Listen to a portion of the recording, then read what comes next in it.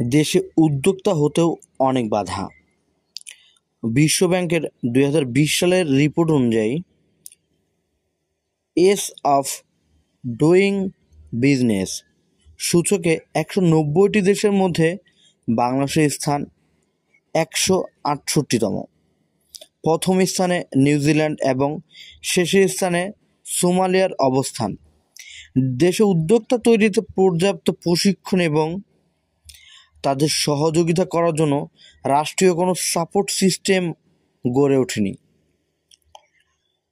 নতুন ব্যবসা বা উদ্যোগ প্রতিষ্ঠা করতে অর্থসংস্থান নিয়ে বাধা। বিভিন্ন ধরনের অনুমতি বা লাইসেন্স, আয়কর প্রদান, সরকারি বা ব্যাংক লোন সংক্রান্ত তথ্য পাওয়ার জন্য এখন পর্যন্ত কোনো সহজবান্ধব প্রতিষ্ঠানও গড়ে ওঠেনি। বিভিন্ন মন্ত্রণালয়ে নাগরিক সার্ভিস পেতে অনেক ঝামেলা পোহাতে হয়।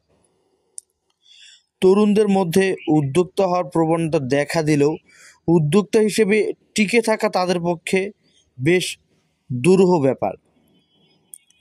নতুন কোনো উদ্যোগ নিতে বিভিন্ন রকমের পারিবারিক ও সামাজিক প্রতিবন্ধকতা মোকাবেলা করতে হয়। নারীদের জন্য উদ্যোক্তা হওয়া তো আরও কঠিন। থাকে নানা রকম পারিবারিক ও সামাজিক প্রতিবন্ধকতা। এসব কারণে দিন শেষে ব্যর্থতার পাল্লাই ভারী।